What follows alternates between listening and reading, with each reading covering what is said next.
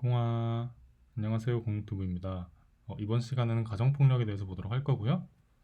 일단 가정폭력은 환자가 딱 처음 들어왔을 때 상황 제시문 같은 게 제가 가정에서 폭력을 당해서 왔어요. 이렇게 정직하게 오지 않잖아요. 그냥 멍이 들어서 왔어요. 뭐 팔이 부러져서 왔어요. 엑스레이 찍으러 왔어요. 뭐 이런 식으로 올 텐데 어느 정도 딱 보고 우리가 가정폭력인 거를 알긴 하지만 어떻게 환자에게서 그걸 끄집어내는지 그 과정에서 내가 시간을 얼마나 할당할지 이런 거에 대해서 좀 가기 전에 연습을 하고 가시면 되겠습니다. 뭐 예를 들어서 멍이 많이 들어왔는데 가정폭력이시죠? 바로 이렇게 뭐 물어볼 순 없잖아요. 그래서 어쨌든 처음에 그 사람이 가정폭력인 거를 내가 끌어가는 게 한 몇 분 정도 안에 끄집어내야 될지 그런 것들 본인 기준에 맞게 설정하시면 되겠고요. 저는 한 1분 정도 좀 넘게 최대한 들어주다가 그 다음부터 이게 의학적으로 보기에 그렇게 환자분께서 말씀하셔서 생긴 상처가 아닌 걸로 보이는데 이런 식으로 저는 끄집어가는 연습을 좀 하고 있거든요. 그래서 이제 여러분들도 선생님들도 본인에 맞게 좀 하시면 되겠고 처음에 어쨌든 왔을 때 육하원칙에 따라서 좀 물어보다가 뭐 언제 다쳤나요? 어디서 다쳤나요? 어떻게 다친 건가요? 이렇게 물어보다가 한 여기서 한 이 정도에서 한 1분 좀 안 되게 듣고요. 그 다음에 이제 의학적으로 볼 때 이 상처들은 말씀해주신 그렇게 생긴 걸로 보기 어렵습니다. 지속적으로 맞아서 생긴 걸로 보이는데 저에게 말씀하신 내용은 타인에게 누설되지 않고요. 되게 타박상도 많고 심해서 걱정이 되어서 도와드리고 싶어서 말씀드리는 겁니다. 하면서 이제 다시 한번 이렇게 안심을 시켜주면서 주제를 이제 다시 시작해야겠죠. 그 다음에 이제 뭐 올드코엑스 카페가 있는데 여기다가 이제 추가된 게 그냥 대도만 추가됐으니까 사실 외울 건 크게 없고요. 네, 다시 보면요. 이제 여기까지는 그 상처에 대한 걸로 좀 이제 물어보다가 이제 가정폭력으로 왔으면 다시 올드코엑스로 시작해서 이제 일반적으로 가정폭력에 대해서 가면 되겠죠. 주로 어디서 폭행이 행해지는지 물어보고 빈도 물어보고요. 이전에도 이런 적 있는지 가정폭력 때문에 치료받은 적 있는지 물어보고 양상에 대해서 물어봐야겠죠. 뭐 도구를 사용하거나 어떻게 뭐 밀치거나 때리거나 하진 않는지 그리고 성적으로 경제적으로 정서적으로 그리고 뭐 노인이나 이런 경우에 방임을 하진 않는지 이렇게 물어볼 수 있겠고요. 어쨌든 가정폭력을 하면 정신과적 문제가 좀 동반될 수 있으니까 우울, 불안, 수면, 우불수 세트로 가고 좀 안 좋은 생각까지 할 수도 있으니까 뭐 자살에 대한 것도 좀 물어보면 되겠고요. 사실 이 자체가 우울 안에 어느 정도 자살이 포함되어 있기 때문에 우울 물어보면서 물어보셔도 되겠고 아니면 우불수 묻고 그냥 따로 묶어서 보셔도 되겠고요. 그 다음에 이제 이거는 정신과적이나 그런 문제고 신체적으로 이런 문제가 있는지 항상 이렇게 폭력이나 이런 경우는 정신적인 문제랑 신체적인 문제 같이 봐야겠고요. 뭐 성폭력이나 이런 것도 마찬가지입니다. 그래서 전신적으로 뭐 발열이나 오한이 있지 않은지 뭐 AMVCDT 물어보고 이런 거 물어보시면 되겠고 혹시 뭐 최근에 경제적인 어려움이 있는 건지 이런 것도 물어보면 되겠고요. 아마 책이나 이런 데는 여기서 뭐 원치 않았던 결혼인지 반대가 심했던 결혼인지 원치 않았던 아이가 있지는 않았는지를 뭐 팩트에서 물어보라 하긴 하는데 가족력은 최대한 가족으로 뺐고요. 그 다음에 뭐 폭력으로 인해 치료받은 적 있나요? 뭐 여기서 물어봤던 거긴 하죠. 그 다음에 이제 대처를 어떻게 했냐 도움받을 땐 있냐 이렇게 반드시 물어봐야 되기 때문에 따로 아예 큰 틀로 뺐고요. 그러면 이제 어떻게 대처를 했냐 신고는 했냐 뭐 증거물은 남겼냐 이렇게 물어보시면 되겠고 도움받을 수 있는 사람이 있는지 공간이 있는지 도움을 청해본 적은 있는지 이렇게 확인을 하면 되겠죠. 과거력 중에서는 이제 뭐 진단받은 질병이 있는지 물어보고요. 약물 중에는 복용적인 약물이 있나 물어보고 그다음에 이제 가족 관계에서 가족 관계가 어떻게 되는지 같이 사는 가족은 누구인지 반드시 물어보고 그들에게도 폭력을 휘두르는지 좀 확인을 해봐야겠고요. 그다음에 이제 뭐 원치 않는 결혼이었는지 이런 것도 물어보면 되겠죠.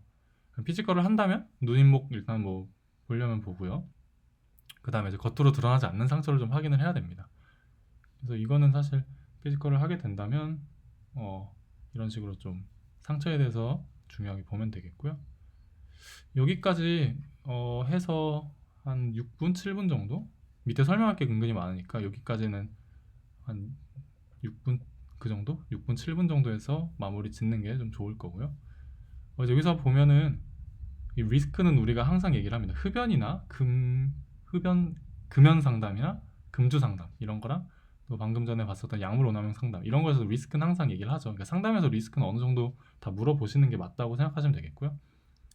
그래서 책임은 이제 폭력을 당하신 피해자의 책임이 아니라 환자분의 잘못이 아니라 가해자의 잘못이고 그 영향이 이제 자녀에게도 계속될 수 있기 때문에 치료를 받는 게 좋겠다.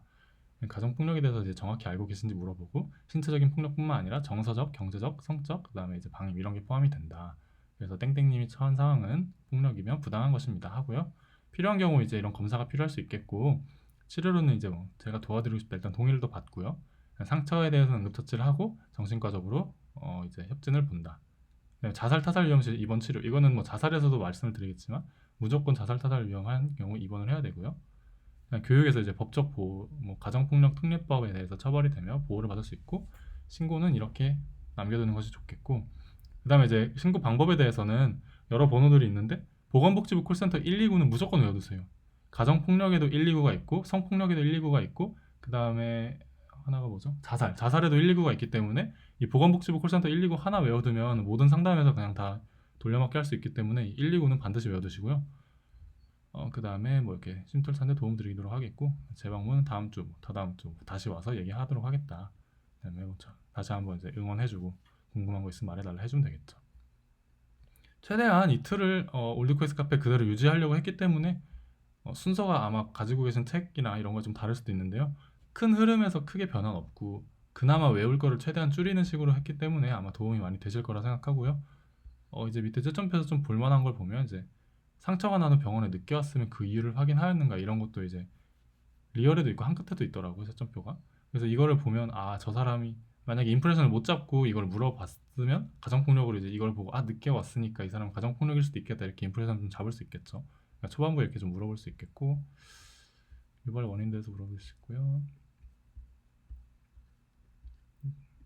네, 이제 여기서는 좀 리얼 시펙스 같은 경우는 각각의 상황에 따라서 좀 추가 질문이 있더라고요. 이제 아동에 대한 가정폭력이 왔을 때는 이런 식으로 뭐 누구의 탓으로 말한지 확인했나, 그다음에 설명 일치한지 확인하였나, 애 자체에 문제가 있지는 않았는지, 그다음에 이제 뭐 배우자가 지나치게 보호적인 경우 단독 면담을 시도했는지 이렇게까지도 물어보고요. 네, 그다음에 뭐 이런 것도 다 있겠죠. 그다음에 여기 뭐 노인에 대해서는 뭐 방임 같은 것도 이렇게 확인을 하는 게 채점표 있었으니까 각각 케이스 여러 개로 나눠서 좀 해보시고요. 그에 맞게 좀 이렇게 대본을 짜서 연습을 하시면 되겠죠. 신체 진찰은 이런 것들이 있고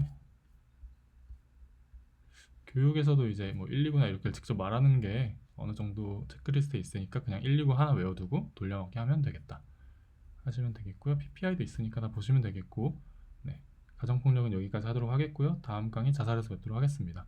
고생 많으셨고 도움이 되셨다면 구독과 좋아요 부탁드릴게요. 감사합니다.